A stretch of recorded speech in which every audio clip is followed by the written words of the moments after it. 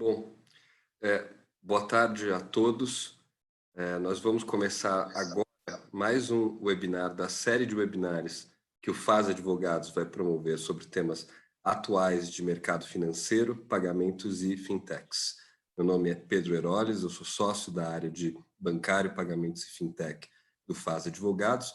E o nosso tema de hoje são as perspectivas e os desafios das criptomoedas e do uso do blockchain no Brasil. E para discutir esse tema hoje conosco, nós temos 4 convidados.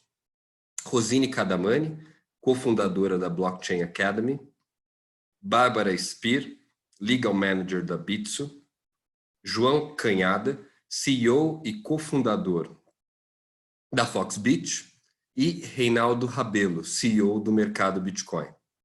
Bom, em nome do FAS Advogados, eu quero agradecer imensamente a participação de todos vocês aqui no nosso webinar, agradecer a todos que estão nos acompanhando ao vivo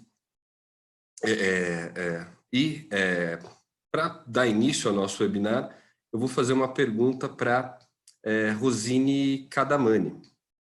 E, Rosine, como o blockchain ele pode nos ajudar ou não a manter a nossa privacidade durante a pandemia? Pedro, primeiro, obrigada pelo convite para esse webinar.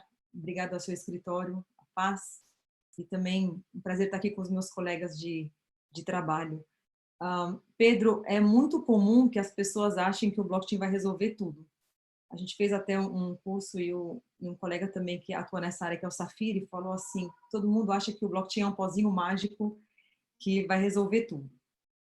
Tem algumas características desse tipo de infraestrutura que prometem ajudar em esforços que têm a ver com o coronavírus. Por exemplo, a possibilidade de você transmitir uma certa segurança em termos de autenticação de informação sem que os dados das pessoas precisem ser expostos, né? A autenticação sem a necessidade de personificação, de ser nominativo o sistema.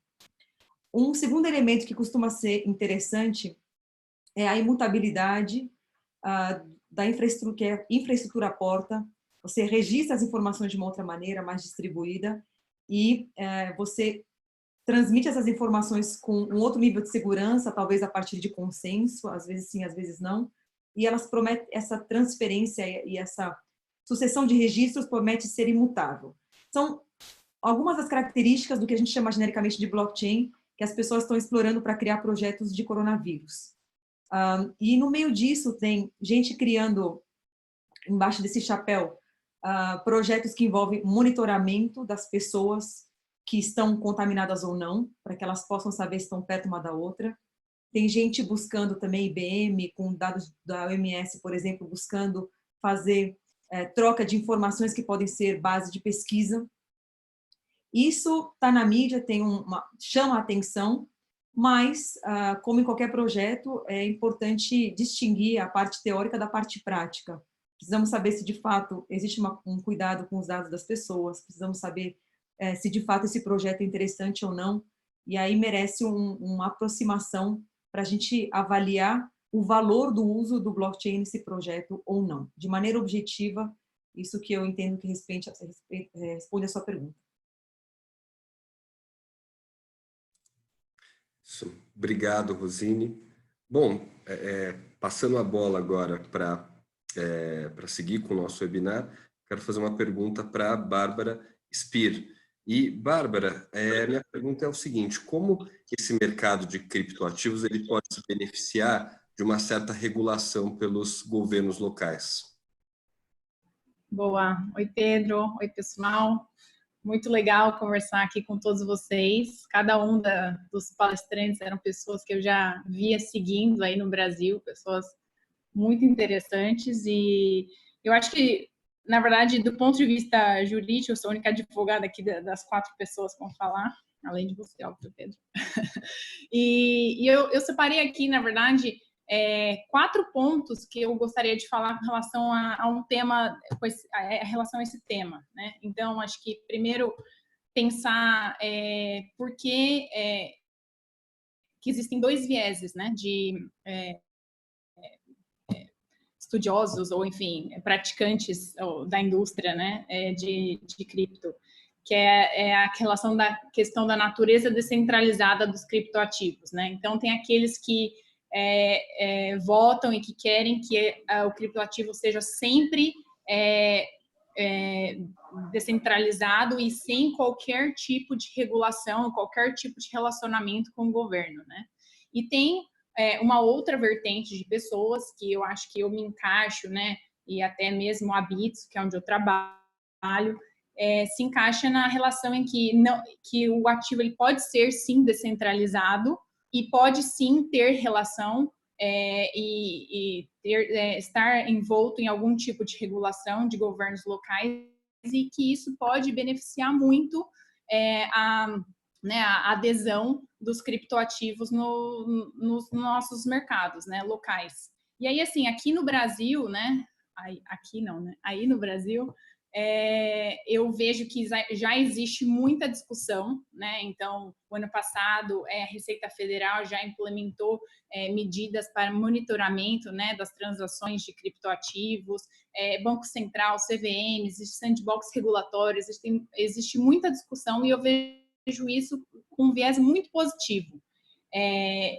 Eu acho que principalmente numa situação agora de Covid, onde a gente tem muita insegurança, muita incerteza, onde o dólar está disparado, né? Acho que fazia muitos anos que a gente não via o dólar a R$6, assim, realmente essa situação de perigo, de inflação e de desemprego e etc. E isso traz o criptoativo, o Bitcoin, com muito bons olhos, né? Então, acho que a gente teve duas situações que fizeram com que o Bitcoin, especialmente essa semana, porque essa semana do Bitcoin tivesse vista com bons olhos, né? A primeira é a questão do halving e a segunda toda a insegurança e a incerteza do mercado. Então, acho que só para falar de uma maneira bem rápida, o objetivo, eu acho que da implementação da criptomoeda, para mim, vai ser muito mais fácil se a gente tiver regulação, porque vai melhorar a nossa poder de segurança que a criptomoeda tem com relação às outras moedas, a confiança das pessoas, a agilidade e também a inclusão. Então, eu acho que para falar um pouco de segurança, uma vez que um ativo, né, um setor ele é regulado, tem um certo grau de scrutiny. Então, quanto maior o scrutiny, maior o cuidado que uma indústria tem com relação aos seus usuários, né? Então, por exemplo, a indústria farmacêutica, se ela não for regulada, de repente vai passar remédio que não tinha que passar. A indústria financeira também, e assim por diante, né? Então, por exemplo, na Bitso, a gente é regulado em Gibraltar, a gente tem uma DLT, que é uma entidade regulada, em Gibraltar e também no México. Agora aqui no México já foi passada uma lei de fintech, nós fomos os primeiros a obter essa licença, então a operar de maneira regulada aqui no México. Isso traz, óbvio, traz downsides, né, que é toda a questão de burocracia, toda a questão, né, de desenvolvimento de relacionamento com o governo e etc., mas também traz muita coisa boa, principalmente para os nossos clientes, né? Então, toda a questão de auditorias internas, KYC, o fato de, por exemplo, o sistema regulatório permitir que a gente tenha um limite máximo de ativos na nossa hot wallet. Então, só para explicar, né, para quem não sabe, os ativos eles podem ser custodiados na exchange numa hot wallet, numa warm wallet ou numa cold wallet. E aí, hot, warm e cold, de acordo com a integração que essas carteiras têm com a internet, né? Então, é óbvio que mesmo sem regulação, não tenho dúvida que existem muitas exchanges super sérias, né, inclusive nesse webinar, então não me entendam mal de maneira nenhuma, mas é para evitar que pessoas que não trabalhem de uma maneira séria, né, empresas e etc., ajam de maneira aleatória, né, e indiscriminada. Então, eu acho que essas medidas, né, medidas que foram estipuladas por governos locais, pela regulação, eu vejo com muitos bons olhos para gerar esse tipo de segurança. E aí, o segundo ponto que eu ia mencionar, que é a confiança. Eu acho que uma vez que as pessoas confiarem que o criptoativo é um ativo, né, uma moeda de troca séria, isso vai gerar vai colocar o cripto num outro patamar. E eu acho que, por exemplo, as pessoas, né, quando elas fazem uma transação de cartão de crédito, elas não sabem como é que é no background, como funciona a transação de cartão de crédito, que tem o emissor, que tem a bandeira, que tem o banco, que tem o processador. Ela sabe que tem o banco ali, o Itaú, que emitiu o cartão de crédito dela e pronto. Por quê? Porque ela confia naquele banco. E ele só confia naquele banco porque o banco é regulado. Então, sim, eu acho que esse é um outro ponto que a regulação pode trazer. A confiabilidade da regulação traz muitos benefícios para o criptoativo. Além do blockchain, obviamente, né, que a Alzine acabou de mencionar, toda a questão da imutabilidade e da segurança, que então é um plus, né? Então, acho que com a regulação, né? Então, você confiando na empresa em si e confiando na tecnologia, no blockchain, não existe, né? O criptoativo ele fica num patamar muito superior a qualquer moeda fiat. E aí, o terceiro ponto é a agilidade, né? Que uma vez que o criptoativo ele está dentro de um mercado regulado, né? E ele pode operar de uma maneira mais ágil, é possível, por exemplo, implementar produtos como a remessa de recursos, né? Então, por exemplo, hoje em dia, a Bitso ela faz 10% de todas as remessas dos Estados Unidos para o México. Isso é um volume absurdo. E isso faz com que as remessas elas se tornem muito mais rápidas e muito mais baratas para a gente que precisa. E aí, por fim, né, para não me alongar muito, eu acho que tem também a questão muito importante da inclusão. Então, que todo o processo digital, né, que a blockchain e os criptoativos eles trazem para a economia, né, para a sociedade, realmente de incluir aqueles que não estão ainda dentro do mercado financeiro, dentro do mercado digital, que não tiveram oportunidade ainda de ter acesso a uma conta bancária ou ter acesso a um produto digital, sim, pode ter. E acho que são esses os pontos.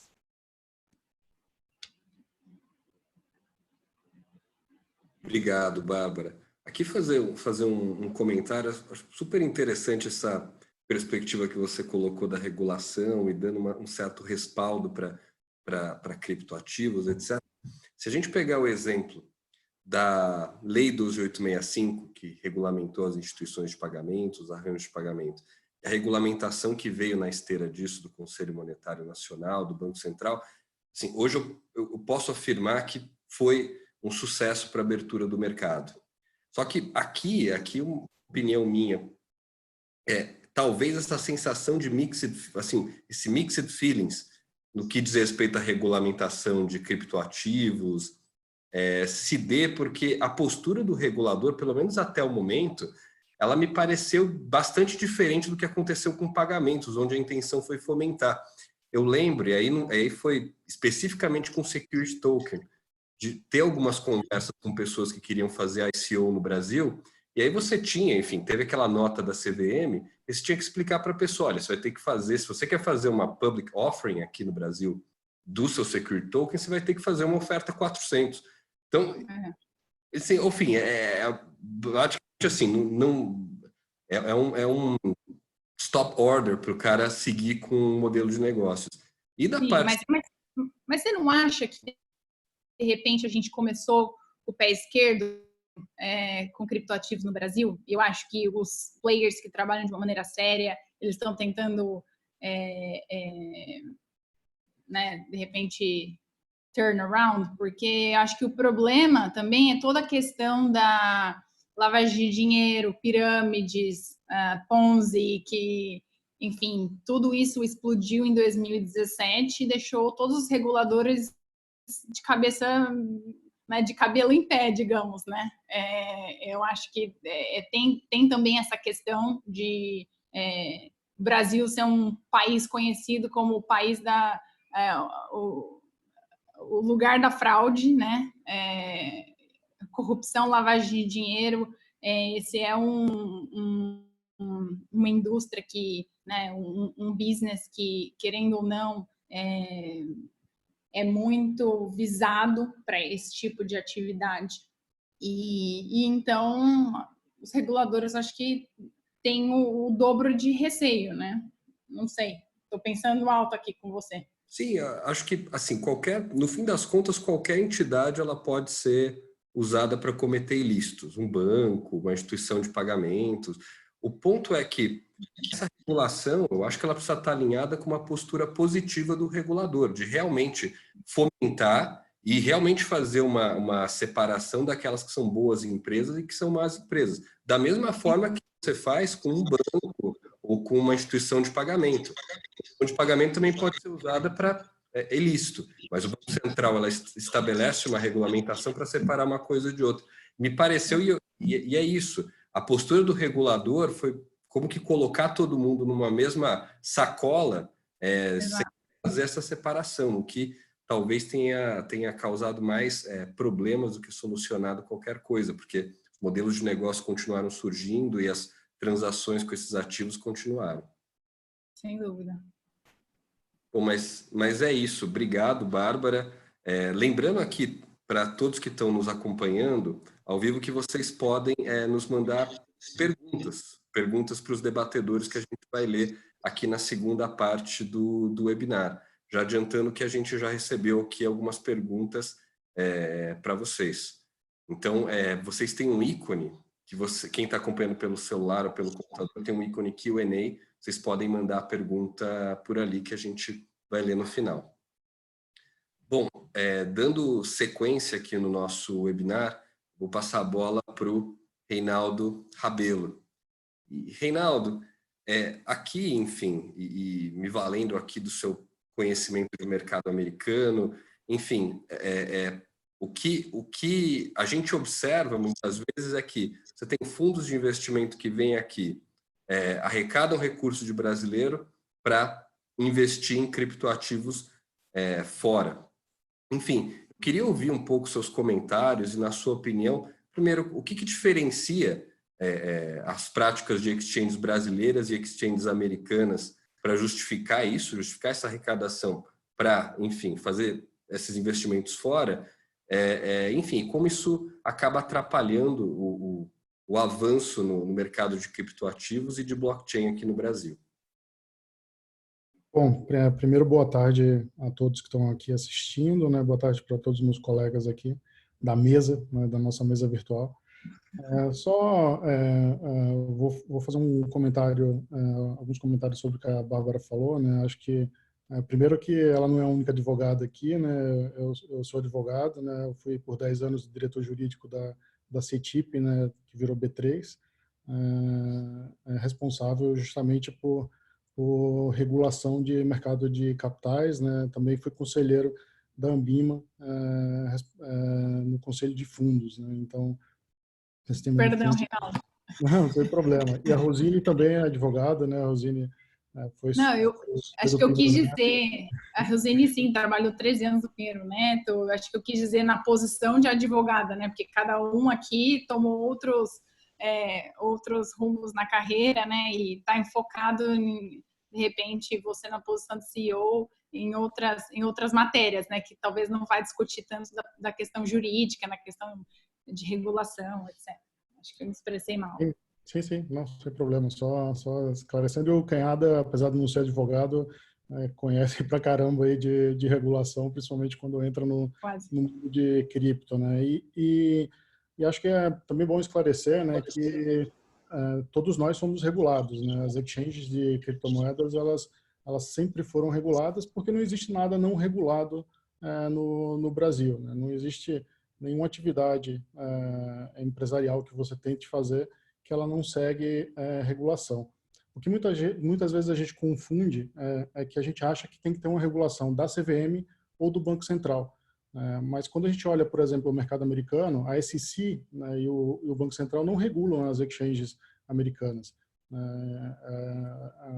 O Banco Central brasileiro entende que os criptoativos eles são uma commodity digital, né? Então, como não é um ativo financeiro, não está no escopo de regulação do Banco Central. E a CVM entende que as criptomoedas, elas, a princípio, não são valores mobiliários, né? Então, por isso que não estão no escopo da regulação da CVM. Quem nos regula acabam sendo outros reguladores, né? No caso, a Receita Federal, por exemplo, regula as operações, né, que as exchanges brasileiras realizam, né? A gente reporta para a Receita Federal todas as operações que são realizadas. O COAF, aí com base na Lei de Prevenção à Lavagem de Dinheiro, nos regula, né? Porque a gente transaciona valores que podem eventualmente, né? Assim como qualquer outra atividade, mesmo a advocacia, né? Merece reportar para o COAF todas as operações que são suspeitas, né? E assim as exchanges brasileiras fazem, né? Então, acho que só para desmistificar aqui essa impressão que muitas vezes a gente fica de que não existe regulação de criptomoedas, existe bastante, a gente segue todas elas. Em relação ao ponto, né, do fundo de investimento, acho que essa questão ela está justamente nessa confusão do que é ou não exchange, né, que é um fundo de investimento no Brasil poderia adquirir, né, criptomoedas. Né.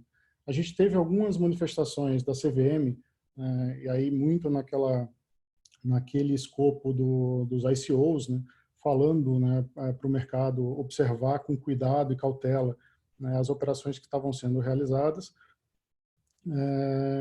Em seguida, né, o ofício 11 de 2008, que é o ofício utilizado, né, mencionado até em todos os regulamentos dos fundos de cripto que existem hoje no Brasil, tratando, né, do investimento de fundo em fundo estrangeiro, né, inicialmente, né, isso que o ofício começa falando assim, né, um fundo de investimento no Brasil que investe em cota de fundo estrangeiro que investe em criptomoedas. Os primeiros fundos de investimento em cripto, eles seguiam esse modelo, considerando que o preâmbulo desse ofício, né, limitava, né, os fundos a investir em cotas de fundos estrangeiros.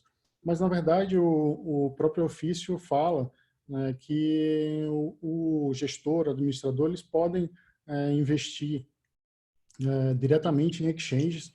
Até existe essa recomendação, né, no ofício 11 de 2018, né, que se faça o investimento em exchanges. E hoje, infelizmente, né, os fundos têm investido em exchanges estrangeiras. Né, também, de novo, aqui, por acho que uma má leitura aqui do que consta no ofício, né, e talvez uma falta de empenho, né, para que, até junto com o mercado cripto brasileiro, a gente tenha uma conversa mais organizada com a CVM. Porque, para mim, parece claro, né, que o ofício trata, né, desse investimento direto. A gente tem um fundo, né, que foi recentemente criado que faz esse investimento direto nas exchanges estrangeiras. Aí, se você pode investir em cripto lá fora, né, você pode investir em cripto aqui dentro, porque o ativo, objeto do investimento do fundo é o mesmo. Não existe nenhuma grande diferença entre você comprar esse ativo lá fora ou aqui no Brasil. Em relação às diferenças de operação, né, quando você olha para um exchange americana, mexicana, enfim, qualquer exchange estrangeira, a gente não tem grandes diferenças operacionais, né? Todo mundo realiza intermediação, né? São plataformas, são marketplaces financeiros, né, que realizam intermediação e colocam o comprador e o vendedor dentro da mesma plataforma para que eles negociem, né? Principalmente quase todas elas, né, nessas jurisdições, trabalhando apenas com o mercado à vista, né? Então, sem operações de derivativos, de alavancagem, que aí pode gerar uma semelhança, né, com operações de mercado de capitais ou de mercado financeiro que merece um outro tipo de regulação, e que realizam, seja diretamente, seja através de uma segregação, né, a custódia desses ativos. No final do dia, né, o que essas plataformas, essas corretoras, essas exchanges fazem, o que um Mercado Livre, né, uma OLX também faz, né? Coloca partes que querem comprar uma bicicleta em conjunto. A diferença é que a gente guarda a bicicleta no nosso galpão, né? Então a gente faz a custódia, assim fazem, né, as exchanges estrangeiras e as exchanges brasileiras. A diferença que existe, né, principalmente quando a gente olha o mercado americano, é que as exchanges americanas, elas se aproveitam, né, de uma regulação muito parecida com a de instituição de pagamento para segregar fiat, né? Então aqui a gente ainda não consegue, né, transformar uma exchange numa instituição de pagamento, né? Então existe uma menor segregação patrimonial, principalmente em relação à fiat. E no estado de Nova York existe uma licença especial para operar naquele estado. Não significa que exista uma autorização para operar nos Estados Unidos, nenhuma regulação de exchange. Existe uma autorização para operar naquele estado que, para quem tiver curiosidade, né, de ler essa regulação, ela é principiológica, ela determina elaboração de políticas, reportes de operações suspeitas, nada diferente do que qualquer exchange séria, né, faz hoje no Brasil. E o mercado brasileiro ele tem uma maturidade, né, acho que é bem interessante, apesar de todos os desafios que foram colocados, né, para o mercado Bitcoin, para a Foxbit, né, que estão nessa jornada aí há muitos anos, que fizeram, né, dessas exchanges, além de operacionalmente estáveis, com uma equipe que combina, né, pessoas que nasceram nesse mundo cripto, né, mas outras que também, né, que vieram de outros mercados, né, e muitas do mercado financeiro tradicional. Então, existe hoje já uma maturidade, né, na colocação de práticas de governança, né, e de segurança, né, que tornam esse investimento direto, né, em exchanges também seguro, né? O que falta, né, principalmente quando a gente olha para o investimento institucional, é essa boa vontade, né, também dos fundos, né, e talvez do envolvimento da CVM, para que a gente tenha essa conexão direta, né, que com certeza vai fazer com que esse mercado evolua ainda mais, né, e favorecendo empreendedores brasileiros, né, porque a gente tem um pouco dessa síndrome de vira-lata, né, que a gente acha que inovação boa é só que vem de fora, né, empresa boa, startup boa é só que vem de fora. Aqui tem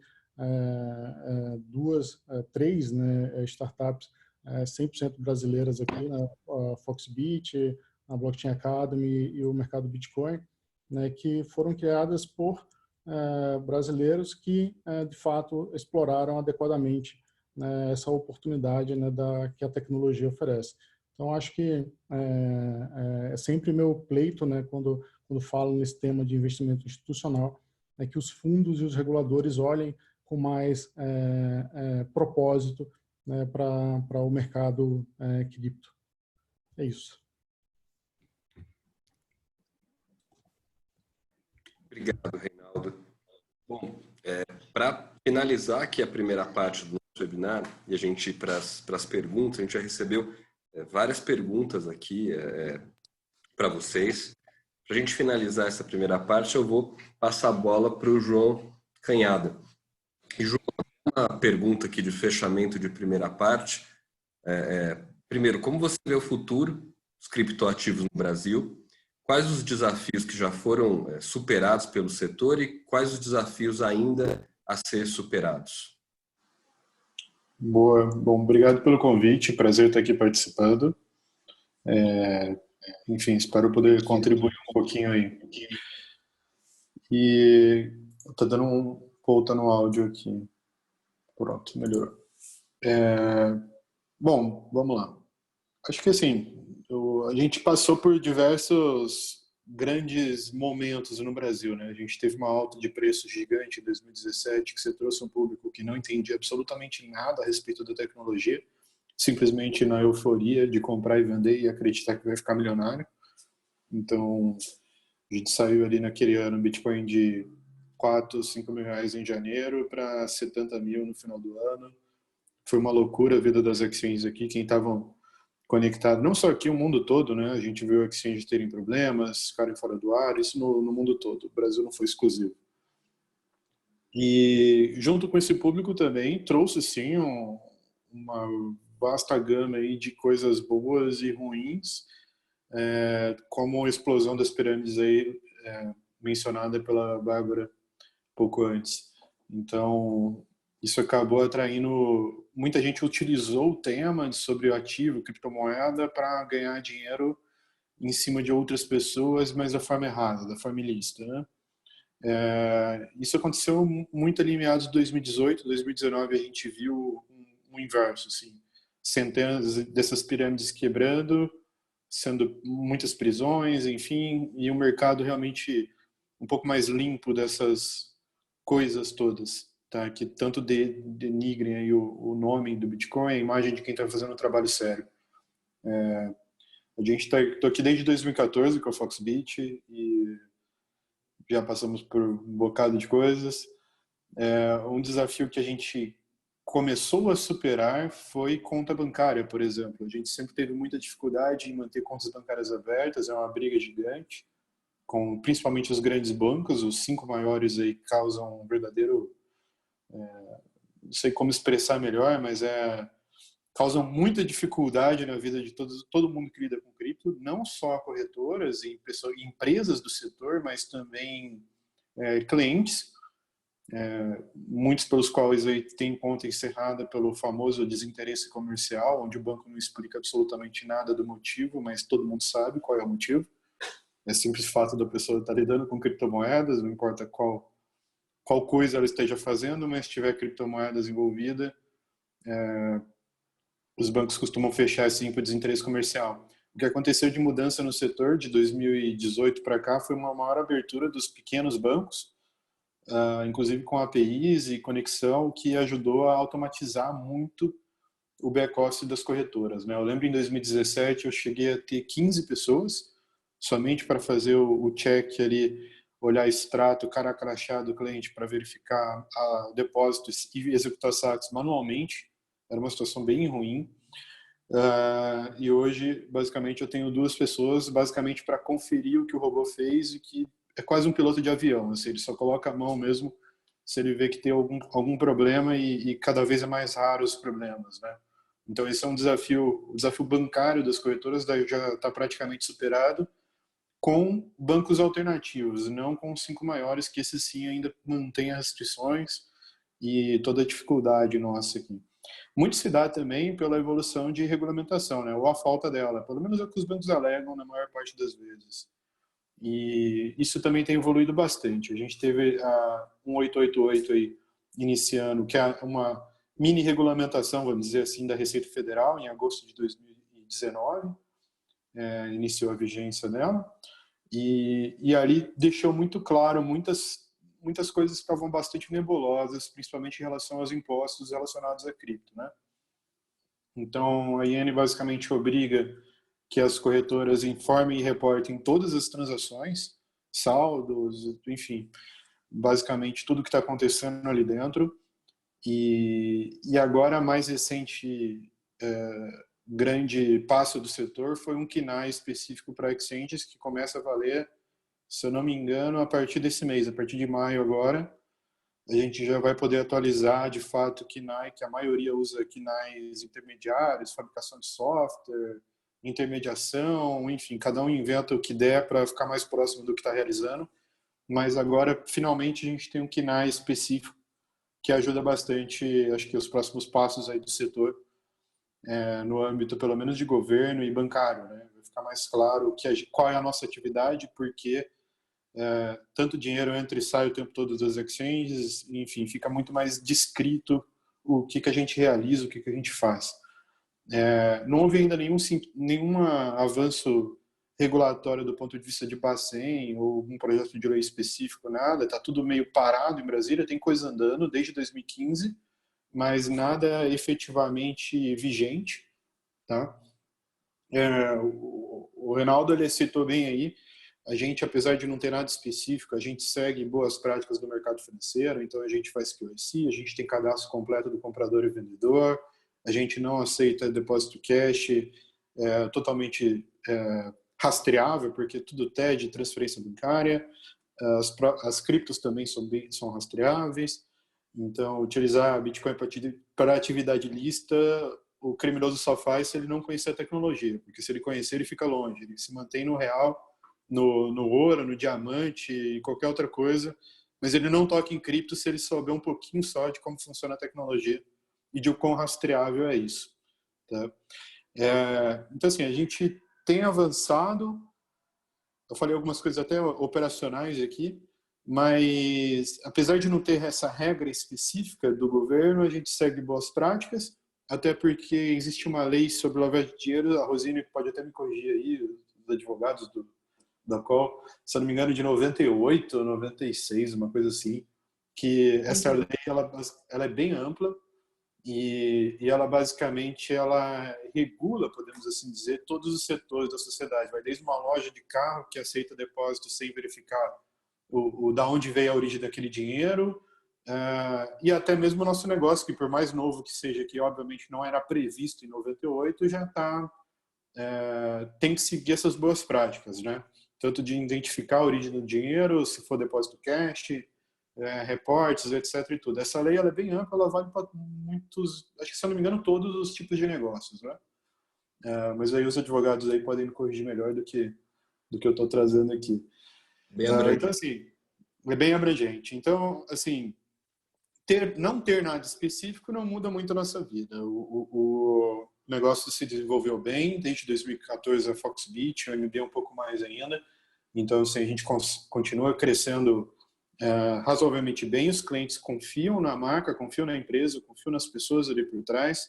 Obviamente, tem que tomar precauções quando você vai investir, comprar, vender qualquer coisa, saber quem está por trás, saber quem compra e vende, saber quem é os proprietários, aonde está essa empresa, se existe, assim, são questões básicas para uma compra na internet que vai desde o e-commerce até mesmo o Bitcoin. Então, acho que isso é bem tranquilo e todo mundo que tem uma vida digital ativa aí deve ter essas precauções básicas com segurança de fazer uma checagem de com quem ele está fazendo o negócio.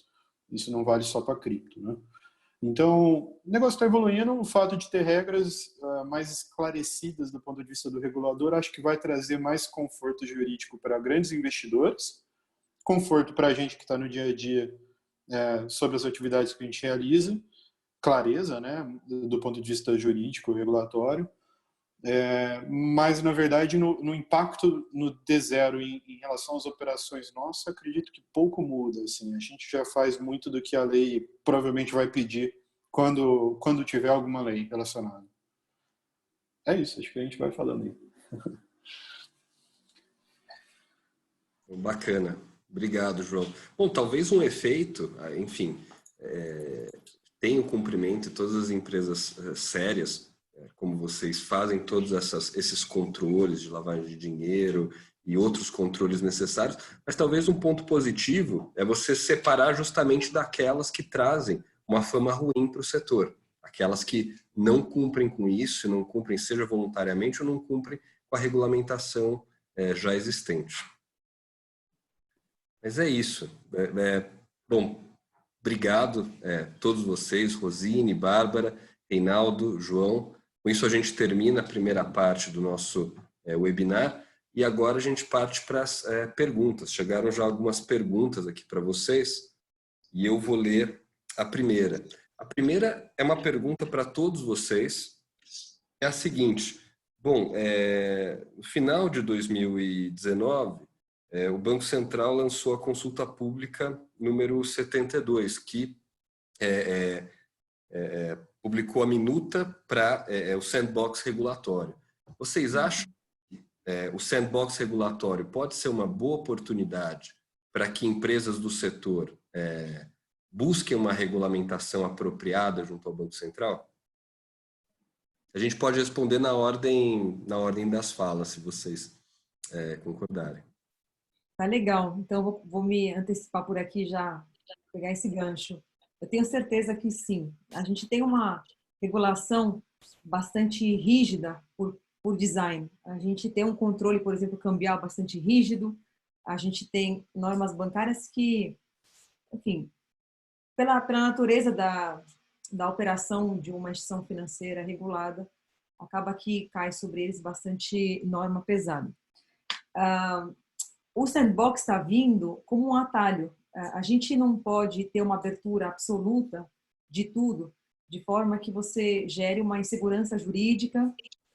Os reguladores também têm uma certa dificuldade de entender onde eles poderiam flexibilizar ou não, apesar de que eu tenho toda a segurança, depois de acompanhar também o mercado evoluindo, que já dá para fazer umas aberturas com toda a segurança, espelhando no que aconteceu lá fora e combinando com experiências nacionais, práticas de mercado como as mencionadas, inclusive. Mas o sandbox vem como um ambiente de experimentação mais livre. Então, certamente, se ele puder ser implementado, quando ele puder ser implementado, vai ser de grande valia. Um outro valor que eu vejo muito relevante nesse tipo de projeto é que ele não nasce fechado em uma autoridade. Ele é multidisciplinar e transversal, em princípio.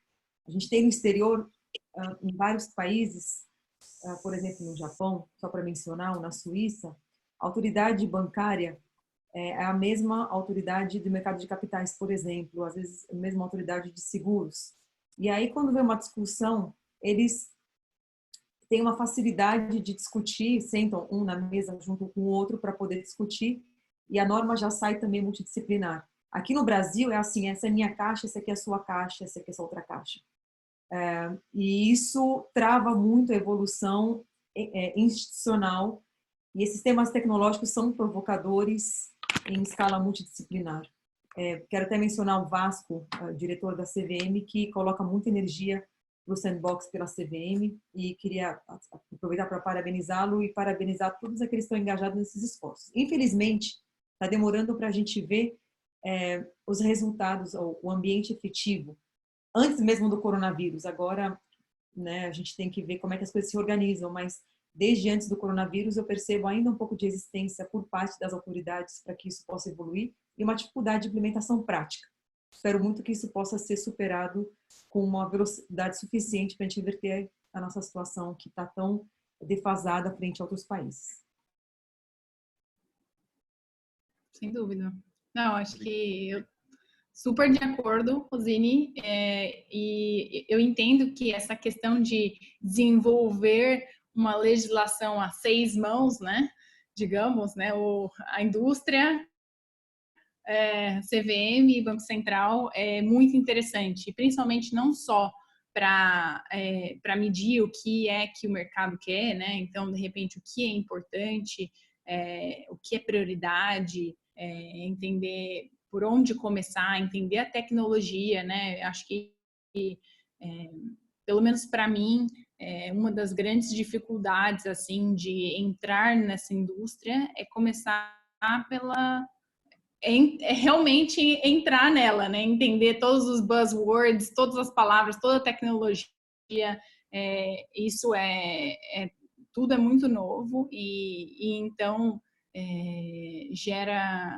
gera muito receio, né, do início. Então, muito legal. Tô de acordo.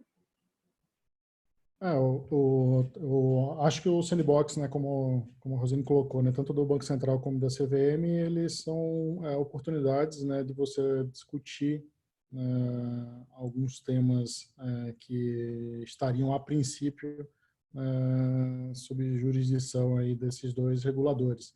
O meu receio, né, em relação a esses projetos, principalmente no início, né, é a capacidade, né, dos reguladores de conseguir atender, né, a demanda inicial, né, que ela vem sendo represada aí, né, acho que tá todo mundo querendo submeter alguma coisa para Banco Central e CVM, e quando abrirem as portas, né, a gente certamente vai ter uma enxurrada aí de projetos,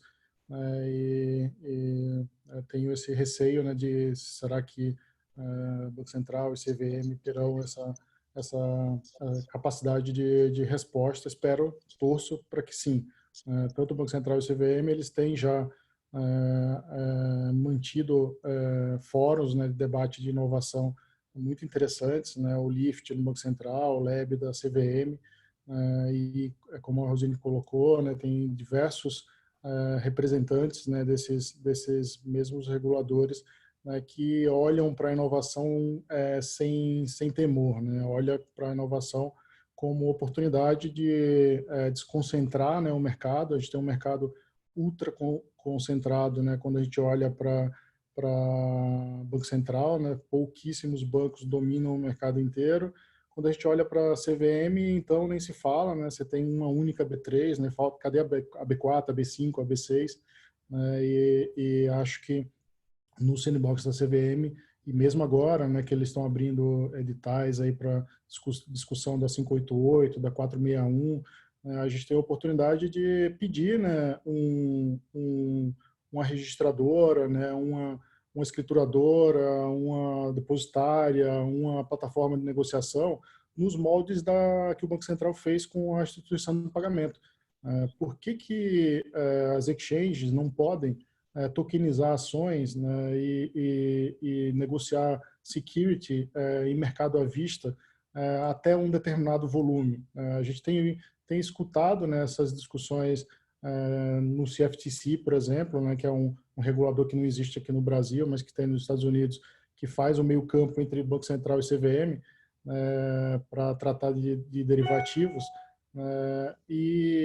sobre regular por princípio, né, algo que talvez pudesse entrar aí na agenda de Banco Central e CVM, dado que cada vez mais a gente vai ter essa figura, né, do marketplace financeiro, né, que agora é representado por exchange de criptomoedas, conflitando aí com o que faz um banco, o que faz uma corretora de valor mobiliário, né? Você tem uma grande confusão hoje quando você olha, por exemplo, as plataformas que fazem o crédito peer-to-peer e as plataformas de crowdfunding. Elas fazem a mesma coisa, né? E você não sabe muito bem quando que você reporta para Banco Central e reporta para a CVM. Está cada vez mais dinâmico e fluido, né?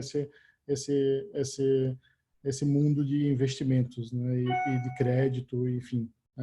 Acho que o regulador ele tem que adotar uma regulação por princípio para conseguir permitir inovação e desconcentração. Boa. Opa, voltou.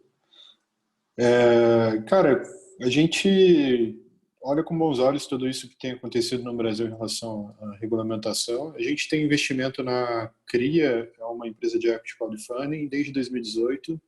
O objetivo na época, que ainda continua sendo objetivo, seria fazer o secundário de equity crowdfunding, basicamente montar em uma bolsa de startups com a tecnologia de matching que a gente tem. Então, assim, a ideia realmente é ampliar os serviços que a Exchange oferece, usando o que já tem. O que eu tenho na mesa? Pô, eu tenho uma base gigante de mais de 500 mil usuários que estão à disposição. Tem custódia de reais e de cripto. Tem um sistema de match engine que eu consigo fazer trade de coisas. Então, por que não usar isso para tokenizar produtos, serviços, tokenizar um metro quadrado de um prédio na Faria Lima ou o share de uma startup que ainda está começando? e mudar um pouco a lógica do mercado e trazer inovação nesse sentido e testar, né? Algumas coisas são reguladas e o Sandbox, de fato, é a nossa primeira linha aí para poder realmente implementar coisas reguladas e testar inovação com mais tranquilidade e conforto jurídico, né? Então, assim, acho que não só a gente Exchange, mas todas as fintechs do Brasil estão de olho em tudo isso que está acontecendo para entender aonde elas conseguem encaixar novos produtos e serviços e realmente causar a disrupção tão sonhada aí, que já foi capa de várias revistas aí de que fintechs vão destruir os bancos, etc. Tal. Acho que não é nem tudo são flores, não é assim que funciona. E a gente pode fazer tudo, mas a maior parte do que a gente pode fazer nos coloca na cadeia rapidamente, porque você tem um conjunto, um órgão regulador forte e você tem bancos fortes que não permitem muitas coisas que já poderiam estar no ar agora, né? Eu falo que tem um exemplo muito clássico aí, antigo até, que é o Fairplace, que era um peer-to-peer lending brasileiro lá em 2009, 2010. E na época, acho que foi o Banco Central mesmo, da época, né? Obviamente mudou muito a cabeça do regulador, mas ele encerrou o Fairplace, puniu os sócios criminalmente porque faziam peer-to-peer lending no Brasil. Aí em 2018 sai a regulamentação do peer-to-peer lending, se bobear baseada nos termos de uso do Fairplace. Então, assim, as coisas evoluíram, o regulador ouve, conversa, está falando de sandbox, o passado realmente era negro, não ajudava nem o regulador, nem o empreendedor. E a gente preza aí, torce para que as coisas continuem fluindo, né? Para a gente realmente chegar em alguma coisa que ajude o brasileiro de modo geral. Obrigado a todos. Interessante ouvir isso de vocês. A gente vai ter, só para adiantar, nas próximas semanas, um webinar específico de sandbox regulatório. Convidando o pessoal do LIFT, do Banco Central, envio um convite para vocês oportunamente. Aqui, seguindo com as perguntas, a próxima pergunta é do Carlo Corsetti, e é para o Reinaldo e para o João. Gostaria de saber do Reinaldo e do João se eles veem como algo próximo de acontecer a possibilidade de um gestor independente de fundo de investimento em criptoativos. Poderia distribuir as cotas do fundo através de uma exchange, como o mercado Bitcoin e Foxbit, respeitando as exigências regulatórias. Não sei se ficou clara a pergunta.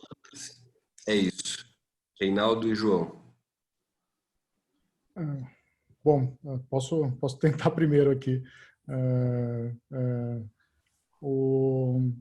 Acho que nesse caso, né, a gente, ao distribuir cota de fundo, a gente teria que obedecer aí todas as regras, né, de distribuição de valor mobiliário, né, da CVM. Né, eu acho que a gente não teria essa liberdade para fazer isso, né, mesmo através de uma tokenização, né, de um ativo digital representando aquele fundo, né.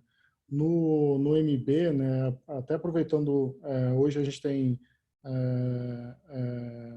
quase mais de 25 pessoas, né, que estão no MB, que eram CETIP, né, que eram meus colegas de CETIP, né, e a gente acabou indo para esse caminho de infraestrutura de mercado, né, a gente enxerga, né, o blockchain, né, e o cripto como fundamentos, né, como protocolo de uma nova infraestrutura, e a gente tem feito isso, né, através de tokenização, né, de ativos reais, né, a gente tokeniza direitos e ativos reais, né, o token representa no final do dia um contrato, para evitar, né, que a gente reviva, né, o que aconteceu com os ICOs, né, que tentaram tokenizar valores imobiliários, né, ações, debêntures, ou contratos de investimento coletivo.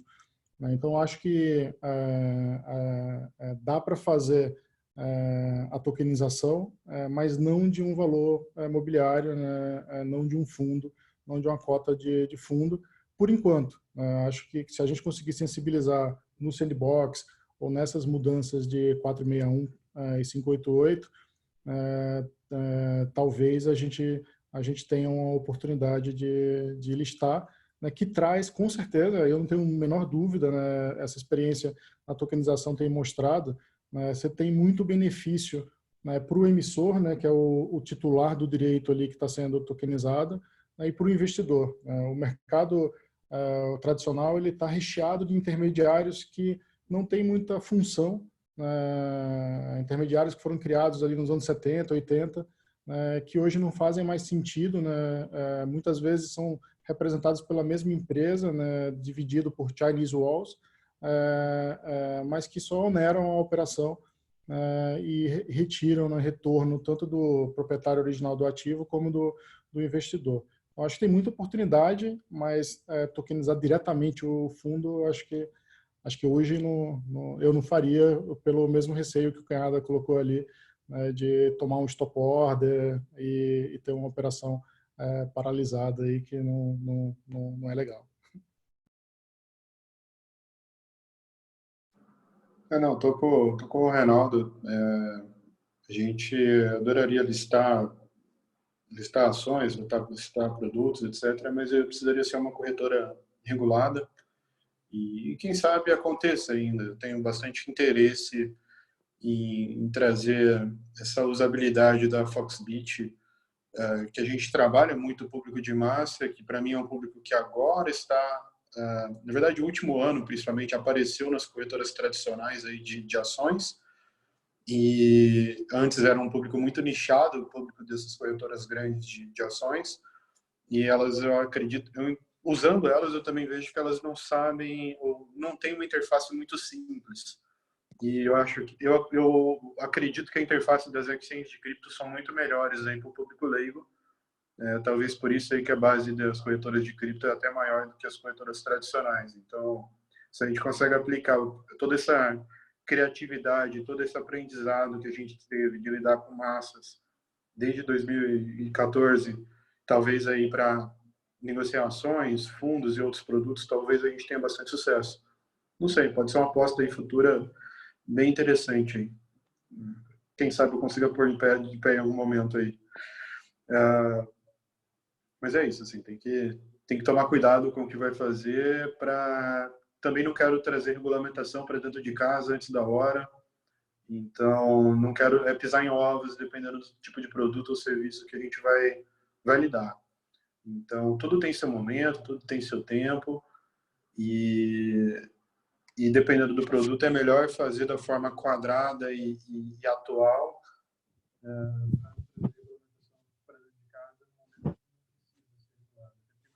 Nem todos vão fazer também. Então, se eu trago a regra para dentro de casa sobre o meu custo, não, eu tenho problema no meu business principal, que é a implementação de cripto. Então, tem que tomar cuidado.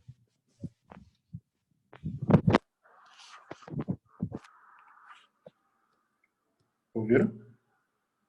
Cortou um pouco. Se você quiser, eu não sei se os ouviram, mas o final cortou um pouco para mim. Se você quiser repetir o finalzinho, João.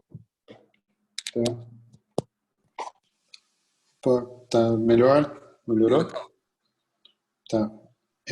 Então, assim, a gente tem que tomar cuidado com o que vai fazer, quais ações tomar e quais produtos ou serviços a gente vai listar, até para não trazer a regulamentação para dentro de casa antes da hora, né? Pisar em ovos, dependendo das ações que a gente for tomar, e se eu faço e meu concorrente não faz, eventualmente eu posso encarecer meu custo com regras que eu não precisaria estar tomando no momento, por um produto que talvez ele não vai me gerar uma renda tão grande no curto prazo e trazer problemas para o meu produto principal, que é a intermediação de cripto. Então, adoraria ter ações, fundos e diversos outros serviços já listados na Foxbit. Acredito que a gente tem plena capacidade de lidar com o público de massa, que hoje as corretoras tradicionais aí de ações estão aprendendo a lidar, na minha opinião. Era um negócio muito nichado e muito classe AAA aí, e agora não tanto, com toda a evolução da B3 ano passado, você viu a entrada de milhares de investidores aí, pessoa física, e a interface delas não é fácil, não é simples, é bem complicada, é bem complexa, coisa que, na minha opinião, já difere bastante das corretoras de cripto. Elas sempre foram povão, podemos assim dizer, e a gente sabe lidar e sabe falar melhor a linguagem das pessoas novas que estão entrando nesse mercado financeiro aqui. Talvez se eu aplicar todo esse aprendizado para vender ações, a gente tenha bastante sucesso aí. Então, quem sabe num momento futuro aí, oportuno, em breve, a gente não consiga fazer algo desse tipo. Obrigado, Reinaldo. Obrigado, João. Bom, a próxima pergunta é para a Rosine. Rosine, a pergunta é a seguinte. Em 2015, foi proposto na Câmara dos Deputados o projeto de lei 2.303, que previa a regulamentação dos criptoativos. A pergunta é se você acompanhou esse projeto e se você acha que ele pode ser um entrave para o setor no Brasil. Eu vou Deixa abrir... eu pegar aqui. Só deixa eu lembrar que tem 3 projetos. Deixa eu ver qual que é o 2303 para eu Claro, lembrar isso do... eu não sei se você acompanha esse projeto específico, tem vários, e também eu vou tomar a liberdade de abrir aqui a pergunta se alguém quiser fazer algum comentário. Só para lembrar aqui, se é aquele... Tá, esse aqui, já lembrei, esse foi o principal. Era um... Bom, não esse era muito projeto... amigável, pelo que eu me lembro. Não era amigável, na verdade é um projeto que compara Bitcoin com moedas virtuais, queria enquadrar com milhas, sistemas de milhagem. Claramente, esse projeto foi fundamentado em argumentos muito frágeis, em argumentos que tão somente nivelavam essa novidade com aspectos criminais que existem em torno dele. E me preocupou muito a condução desse projeto, isso é público, eu falo para todo mundo. Eu acho que teve muita chamada de pessoas do mercado todo para irem para Brasília, muita discussão, mas pouca evolução. Isso me deixou muito frustrada. Eu tive até a chance de participar em audiência, o cunhado também. Enfim, eu acho que a gente teve uma grande chance de andar naquele momento e a gente não andou. O timing era bom do começo, eles tiveram toda a chance de evoluir e não aconteceu. A gente falou aqui de regulação da Receita Federal. Me frustra muito que a gente tenha uma norma tributária antes de ter normas que dão segurança jurídica para o mercado. Isso também eu exponho quando eu posso. Então, acompanho o projeto, entendo que ele teve um substituto, o substituto veio para criminalizar até mineração na época, foi um grande absurdo, e aí o Expedito Neto depois deu para trás. Enfim, assim, na verdade, quando eu entrei nesse universo, eu entrei muita energia, muita animação, e com o tempo isso foi se perdendo. Hoje eu estou entre realista e pessimista. Eu acho que a gente não perde a chance de perder chance aqui no Brasil. Esse é um projeto de lei ruim. Depois teve, salvo engano, mais um substituto. Acho que o Canhada vai poder dizer mais do que eu, porque acho que a Natália também liderou isso, não foi, Canhada? Talvez de associação também. Acho que eles podem até me dizer um pouco o que aconteceu, mas não houve nada de evolução efetiva depois. Teve um outro projeto de lei muito bem elaborado, que está agora em andamento, que dá ao Banco Central autoridade para regular aspectos bancários, que dá à CVM autoridade para... Isso foi, acho que encabeçado pela Natália, enfim, eu acredito que o mercado Bitcoin e Foxbit estão diretamente envolvidos nisso. Eu espero muito que esse projeto de lei prevaleça sobre esse outro anterior. Essa é a minha visão desse assunto aqui no Brasil. Não sei se alguém tem mais algum comentário sobre a pergunta. Alguém falar mais alguma? Acho que a Rosine resumiu muito bem, né? Acho que é um projeto que começou muito mal, ele foi melhorado, mas a gente perdeu a oportunidade aqui porque todo o mercado se envolveu, né? Todo mundo foi explicar, comentar, né? E pedir, né? Apoio, né? Para esse mercado. Enfim, hoje a gente acompanha, né, além desse projeto na Câmara, os 2 projetos que foram pensados no Senado, que esses 2 já nasceram mais modernos, né, mais próximos do que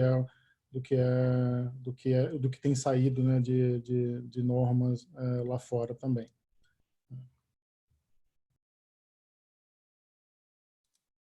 Excelente. Bom, a gente recebeu diversas outras perguntas aqui, mas enfim, até para nossa limitação de tempo, eu vou fazer uma pergunta que, na verdade, agrega uma série de outras perguntas que foram feitas, provavelmente pela situação que a gente está vivendo, e inclusive tem uma pergunta para a Bárbara, como é a situação no México nesse sentido, enfim, então uma pergunta final, para considerações finais por vocês. E a pergunta é a seguinte: com a queda da taxa de juros expressiva no Brasil, os investimentos em renda fixa perderam atratividade. E, por outro lado, pessoas que investiram que tinham outros investimentos em renda variável também perderam bastante nesse contexto. Investimento em criptoativos pode ser uma alternativa?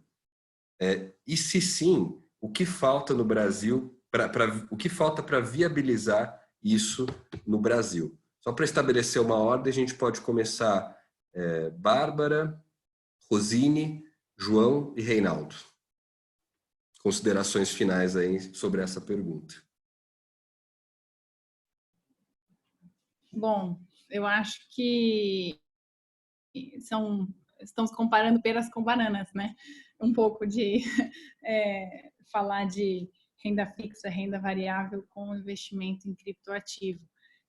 Eu entendo que é possível, sim, inclusive a gente vê que, comparado assim, se a gente for comparar o preço do Bitcoin, situações em que Bitcoin e outros criptoativos tiveram sua melhor valorização foram em cenários de crise. Então, de repente, agora é um bom momento. Inversamente proporcional os estímulos, né? E o pensamento coletivo de pessimismo e otimismo.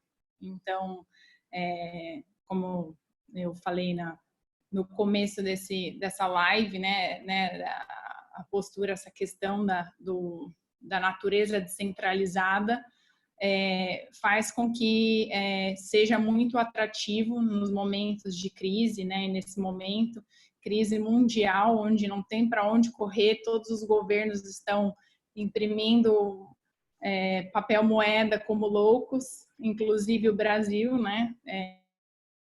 Para pagar o Corona Voucher, tiveram que imprimir mais dinheiro aí, e Casa da Moeda pagando hora extra para as pessoas conseguirem imprimir dinheiro dentro do tempo. Então, entendo que o momento é muito oportuno para o investimento em criptoativos. Principalmente, acho, mais do que nunca, Bitcoin nesse momento. Obrigado, Bárbara. Rosine? Eu entendo que as discussões... Bom, quando a gente pensa em investimento, a gente está indo numa linha especulativa. E antes de ir na linha especulativa, eu queria tratar da própria essência do projeto original, que é o Bitcoin, que é um projeto que nasceu para ser uma alternativa, um sistema de trocas financeiras diferente, e como tal ele funciona bem.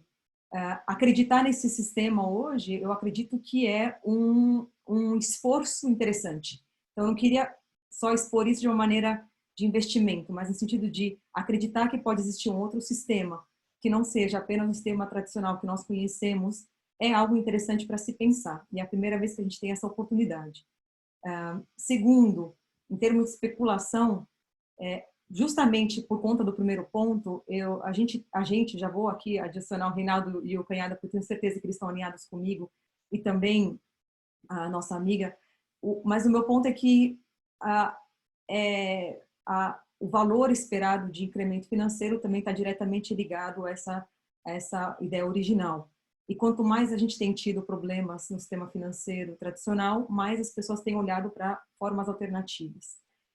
Não é uma correlação direta e absoluta, existem algumas disparidades no meio do caminho, mas acredito que a situação específica do coronavírus, combinada com a já esperada crise do sistema financeiro mundial, que já vinha sendo percebida e agora está sendo disparada junto com todas as conversas sobre emissão de dinheiro, vão provocar cada vez mais discussão sobre sistemas alternativos, e isso tenderá a fazer o preço subir, ao meu ver, o que não é uma recomendação de investimento, o que não é uma certeza, mas é uma visão intuitiva. De novo, não estou querendo olhar isso de uma maneira de especulação, eu estou olhando para isso mais como uma visão, buscando uma análise fundamentalista de onde eu acho que as coisas vão, para onde elas vão caminhar. Obrigado, Rosine. João, considerações sobre a pergunta? Bom, eu só trabalho com cripto desde 2013, então, assim, é a minha vida. Para mim, reserva de valor é ouro, terra e Bitcoin. O resto é especulativo. Ah, então, assim, eu vou na contramão, assim. Acredito muito em Bitcoin e até eu gosto, o Safiri, um grande amigo, ele tem uma frase, nem sei se é dele de fato, mas ele diz que se você acredita que o mundo vai continuar caótico, se os políticos vão continuar errando a mão, você tem que ter Bitcoin. Então, assim, acho que o próprio valor do Bitcoin aí, próximo dos $10.000, aí só prova que o mundo inteiro está caótico nos últimos 10 anos. E isso traz valor a coisas alternativas como o Bitcoin. Grande volume de compra e venda, grandes negócios de criptos e tal, aconteceram principalmente em países com muita instabilidade política e econômica. Venezuela, Grécia em 2016, Argentina. Quanto pior o país, mais cripto as pessoas compram. Índia, quando a cédula, acho que de 1.000 rupias, saiu de circulação, o Bitcoin explodiu, foi o primeiro país do mundo, em 2017, se eu não me engano, a atingir mais de $10.000 o preço do Bitcoin. Então, assim, muita gente recorre a ativos como o Bitcoin, principalmente porque ele tem várias qualidades. Tem os seus defeitos, mas tem as suas qualidades, e eu vou só focar nelas aqui, tá? A principal dela é que você, de fato, é dono do seu próprio ativo, ninguém consegue tomar aquilo de você, tá? Inclusive, a guarda desses bitcoins, o acesso a esses bitcoins, você pode memorizar e guardar na sua mente. Então, assim, nem que alguém faça algo com você, ele conseguiria usar os seus bitcoins, tá? Então, você pode guardar em papel, no computador, no celular, em uma corretora, ou na própria mente, decorando a chave que dá acesso a gastar. Enfim, então tem várias maneiras de custódia dos bitcoins, tá? Obviamente, algumas muito mais seguras que outras, tá? Então, assim, essa liberdade também transacional, onde você tem um ativo que tem liquidez imediata, global, 24/7, e não importa se o Brasil proíba hoje, eu sei que o Japão já regula desde 2017, então eu posso vender meus ativos no Japão e pouco importa a opinião do governo brasileiro, tá? Foi muito do que aconteceu, inclusive, na China, quando o governo tentou coibir as transações de Bitcoin. Tá? O volume da China migrou completamente para a Coreia do Sul e Japão.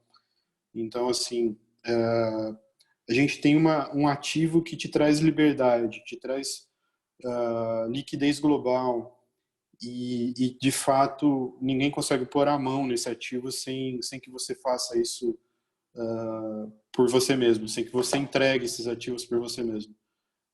Isso é bem interessante, isso em pleno século XXI, a gente tem um ativo digital, né? De fato, com escassez garantida pela matemática, é um software. Então, assim, eu prefiro confiar na matemática do que confiar na decisão do político que está lá, que às vezes eu nem votei nele, tá? Então, confio muito mais na matemática do que em qualquer político lá de Brasília. Não importa partido ou orientação política. Prefiro confiar na matemática do que em qualquer outra pessoa, né? Então, assim, Bitcoin, sim, para mim é um investimento de renda variável. Dentro do seu portfólio de renda variável, ele deveria ser um percentual razoável. Então, tem ações, tenha fundos, tenha liquidez imediata, tenha Bitcoin, tá? Talvez, se você é um cara mais conservador, 2% do portfólio de renda variável. Se você tem um pouco mais de condição e entende um pouco mais como a tecnologia funciona, talvez mais do que isso. Mas, definitivamente, na minha visão, todo mundo deveria ter o Bitcoin.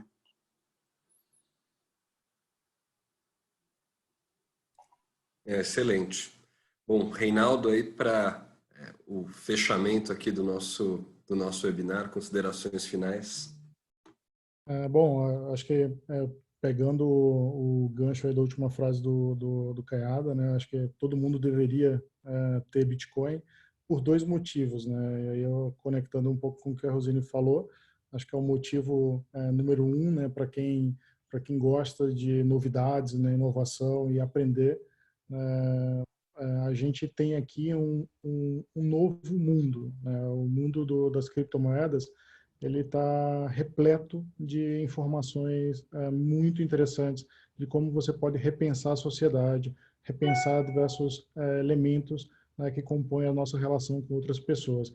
A Rosine começou falando de proteção de identidade, né, tem diversos projetos de rastreamento, de logística, né, tem ações também até de moedas ligadas a ações sociais, né? Então, aqui você tem um mundo inteiro para você aprender e conhecer, né, participando, né, com um pedaço desse ativo em que você pode manusear, né, como se você pudesse tocar, né, nesse conhecimento que você vai adquirir, né? Então, eu acho isso muito relevante, né? Você comprar, você ter, para participar desse mundo, desse movimento de construção de uma nova sociedade.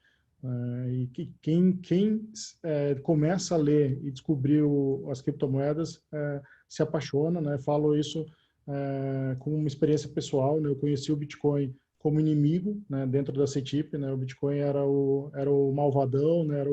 Era o capeta, era o ativo da lavagem do dinheiro, do problema. Quando eu saí, né, da B3 em 2017, eu me arrependi de não ter saído antes, né, não ter saído em 2009, né, para ter vivido mais, né, dessa realidade, né. Entendo totalmente aí o Canhada, continua apaixonado pelo negócio, porque é apaixonante mesmo. Então, acho que tem esse aspecto, né, deveria ter por isso. O outro aspecto é como investimento mesmo, como portfólio, diversificação do portfólio de investimento.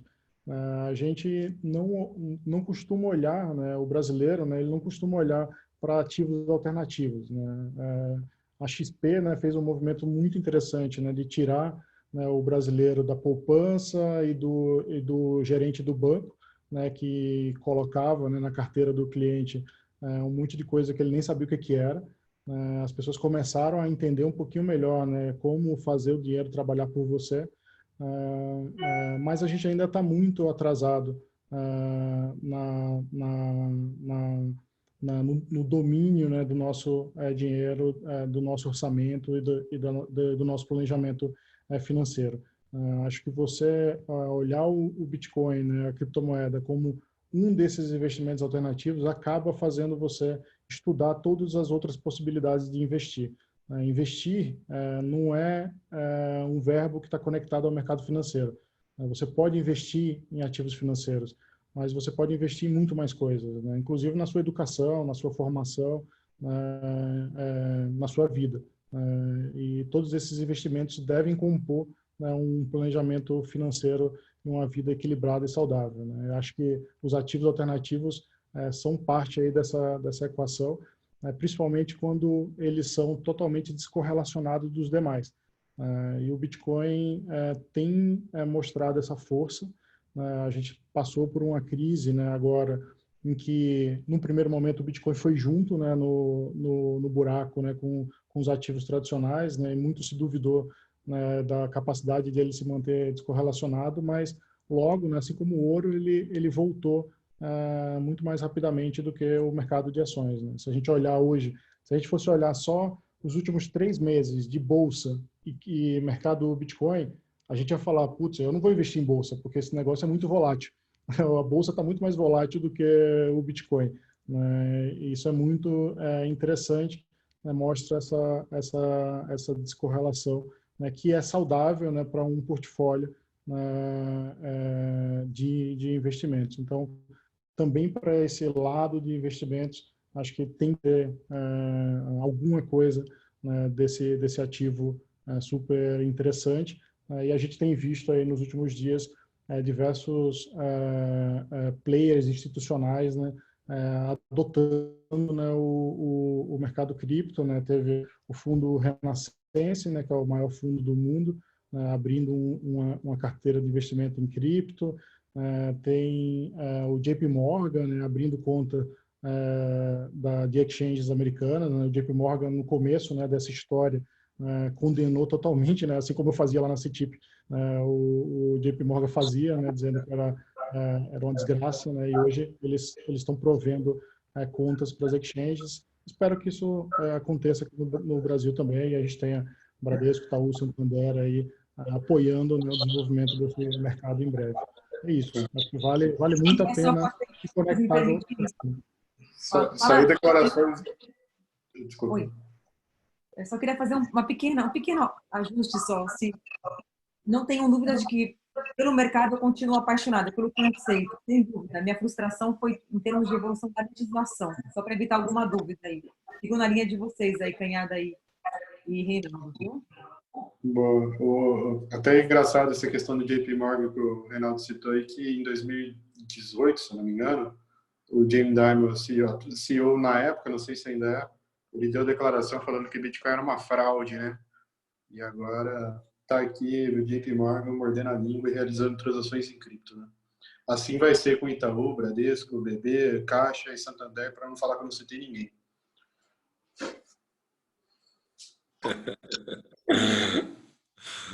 Excelente. Bom, com isso a gente... Bom, primeiramente, obrigado, Rosine, Bárbara, João, Reinaldo, obrigado pela participação, obrigado pelo tempo de vocês. Quero agradecer também, em nome do FAS Advogados, todos que nos acompanharam ao vivo.